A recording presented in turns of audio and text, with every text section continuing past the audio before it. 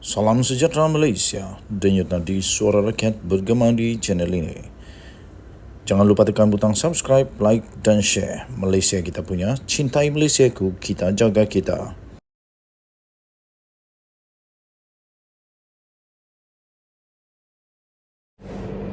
Salam sejahtera Malaysia, denyut nadi suara rakyat bergema di channel ini. Di Johor, cakap Sanusi tak akan laku. Ini dia berita sebenar yang diterbitkan di hmetro.com.my. Anda setuju tak? Di Johor memang cakap Sanusi tak akan laku. Itu kata pengakuan sendiri pada Nur Jazlan. Dakwaan kononnya gelombang Perikatan Nasional PN, gelombang hijau itu, bakal melanda negeri ini susulan daripada pilihan raya kecil PRK Parlimen Pulai dan Dewan Undangan Negeri simpang jeram bagai mimpi di siang hari. Ahli Majlis Kerja Tertinggi MKT UMNO iaitu Datuk Nur Jazlan Mohammed berkata, PN yang membabitkan Bersatu, PAS dan Gerakan tiada kekuatan di negeri ini. Katanya kekuatan PN di Johor hanya berkisar di bahagian utara, iaitu Pagoh. Tempat siapa Pagoh tu? Menerusi ahli parlimennya iaitu Tan Sri Mahyadin Mat Yassin dan Parlimen Mersing. Dua tu saja. Jadi katanya jangan keliru dengan pilihan raya negeri PRN 6 negeri, terutamanya di bahagian utara negara dengan kawasan selatan. Itu hanya dakwaan PN. Kononnya ada gelombang di Johor sokong mereka. Di Johor, cakap Sanusi, iaitu Menteri Besar Kedah sekarang ini, tak laku. Tak laku. Orang Johor ini sederhana dan tidak ekstrim dengan isu agama dan kaum yang dibawakan oleh Perikatan Nasional, katanya. Orang-orang Johor, apa pendapat anda? Adakah anda bersetuju dengan pendapat atau pandangan daripada Nur Jazlan ini? Beliau berkata demikian pada satu sidang media selepas majlis pengenalan calon PH bagi Parlimen Pulai dan DUN Simpang Jeram di sini pada hari ini. Hadir sama pada majlis itu adalah Presiden Amanah iaitu Datuk Seri Muhammad Sabu, 3 Presiden Amanah lagi yang lain, 3 Naib Presiden Amanah yang lain, maafkan saya, iaitu Adli Zahari juga ada, Datuk Mahfuz Omar turut hadir, dan Datuk Seri Mujahid Yusuf Rawak, serta pengerusi Amanah Johor iaitu Aminul Huda Hassan. Turut hadir pada majlis itu ialah Setiausaha DAP Johor Andrew Chen Kah Eng dan Timbalan Pengerusi PKR Jimmy Puah Wise. Pada Sabtu yang lalu Naib Pengerusi Amanah Johor Suhaizan Kalat telah diumumkan sebagai calon bagi Perikatan calon parti itu mewakili Pakatan Harapan, maafkan saya, bagi pilihan raya kecil Parlimen Pulai 9 September ini. Selain itu, Timbalan Ketua Amanah Kawasan Bakri juga iaitu Nazri Abdul Rahman juga diumumkan sebagai calon bagi kerusi Dewan Undangan Negeri DUN Simpang Jeram. Dalam pada itu, Nur Jazlan yang juga Timbalan Speaker, yang juga adalah Timbalan Speaker Dewan Negara turut yakin undi majoriti gabungan PHBN pada PRK Pulai dan Sudun Simpang Jeram ini bukan sahaja tak akan kalah tapi akan meningkat majoritinya. Beliau berkata pada PRU 15 November tahun lalu, saya dapat 31,726 undi, manakala Allahyarham Datuk Seri Salahuddin Ayub memperolehi 64,900 undi. Sementara calon PN pada ketika itu hanya mendapat 20,000 undi saja. Jadi katanya, jika undi saya dicampur dengan undi Salahuddin, maka jumlahnya lebih 96,000 undi. Saya yakin, katanya, undi kepada PHBN akan kekal. Oleh itu faktanya, di mana datangnya sokongan untuk PN yang mendakwa akan menang jika 90% pengundi Melayu keluar mengundi, katanya.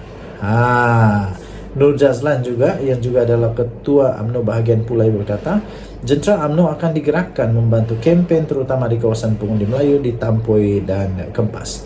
UMNO bahagian Pulai mempunyai 18,000 ahli. Jentera UMNO akan bersama PH bergerak berkempen dan mendekati pengundi di Parlimen Pulai yang terdiri daripada 2 kawasan DUN, Kempas dan Perling, katanya. Denyut nadi suara rakyat bergema di channel ini. Bye-bye. Salam sejahtera Malaysia, denyut nadi suara rakyat bergema di channel ini. Ada satu surat yang tular yang saya ingin bacakan kepada anda semua yang telah pun diterbitkan di malaysiakini.com 21 Ogos 2023. Surat melampau dalam berpolitik. Demikian surat itu. Surat tindakan Menteri Besar Kelantan Nasruddin Daud menggelar 2 orang wakil rakyat dari PH dan BN di Kelantan sebagai penentang perjuangan Islam adalah salah satu sifat gulu, yaitu melampau. Ia mempunyai unsur ekstrim dalam beragama dan mendekati takfiri. Cukuplah pengajaran daripada pelbagai peristiwa gelap yang berlaku akibat amanat Banggol Peradong dijadikan pengajaran untuk menjadikan kita masyarakat yang lebih matang dalam menghadapi perbezaan. Berdasarkan statistik dalam PRU ke-15, daripada 15 juta pengundi berdaftar, lebih 10 juta mengundi untuk Gabungan Kerajaan Perpaduan melalui PHBN, Gabungan Parti Sarawak GPS dan Gabungan Rakyat Sabah GRS. Ia bersamaan kira-kira dengan 65.8% daripada keseluruhan jumlah rakyat Malaysia. Jika mengambil sikap seperti Menteri Besar Kelantan, adakah kita ingin menyatakan bahawa jutaan pengundi PHBN dulu juga adalah penentang perjuangan Islam? Ini soalan cukup besar. Di Kelantan sendiri terdapat lebih 250,000 pengundi memilih untuk calon gabungan PH dan BN. Justru adakah suku juta rakyat Kelantan itu semuanya bencikan perjuangan Islam? Tokoh Pondok Kelantan, Baba Zul atau Ustaz Zulkarnain Harun yang juga bertanding sebagai calon bebas menentang calon PAS di kawasan Dewan Undangan Negeri Dun Jelawat. Islam perpaduan dan bukan tunggangan. Menganggap kekalahan PAS sebagai kekalahan Islam adalah kesalahan besar. Di negeri yang PAS tidak memerintah, termasuk di peringkat persekutuan, Islam tetap berkembang dan kepentingan agama terus terbela. Fakta Jabatan Kemajuan Islam Malaysia atau JAKIM menunjukkan sekolah agama dan institusi tahfiz berdaftar jauh lebih banyak di Selangor berbanding di Kelantan. Sebagai anak Kelantan yang menetap di Selangor, saya boleh akui program agama di masjid dan ruangan umum juga lebih kerap diadakan di Selangor di sini dengan jumlah hadirin yang tidak kurang ramainya. Di negeri ini juga terdapat pelbagai NGO dan Persatuan Islam Bebas yang tidak bersama dengan PAS. Jasa mereka cukup besar termasuk dalam hal kebajikan, pembelaan ummah dalam negara dan antarabangsa, pendidikan serta pembangunan ekonomi. Adakah kita hendak labelkan semua mereka itu juga penentang Islam kerana tidak menyertai PAS? Jika kita membuka sedikit kepahaman Islam, melangkaui retorik dan melihat kepada maslahah kebaikan, maka maqasid syariah melalui daruriyah iaitu keperluan asas, hajiyah iaitu kelapangan dan tahsiniyah iaitu pembaikan, kesempurnaan. Bolehkah kita katakan negeri yang menolak PAS sebagai kerajaan yang mengabaikan ketiga-tiga masalah tersebut? Telitilah latar belakang adun Kota Lama, Dr. Hafizah Mustaqim, sebelum menghukum sama ada dia seorang penentang Islam, seperti di label Menteri Besar, atau kata-kata tersebut merupakan fitnah semata-mata. Akhir kalam, bersederhanalah dalam berpolitik. Islam mengajar setiap pendakwah sebenar agar bersabar mengajak manusia ke surga, bukannya menerakakan sesiapa saja yang tidak sealiran dengan kita.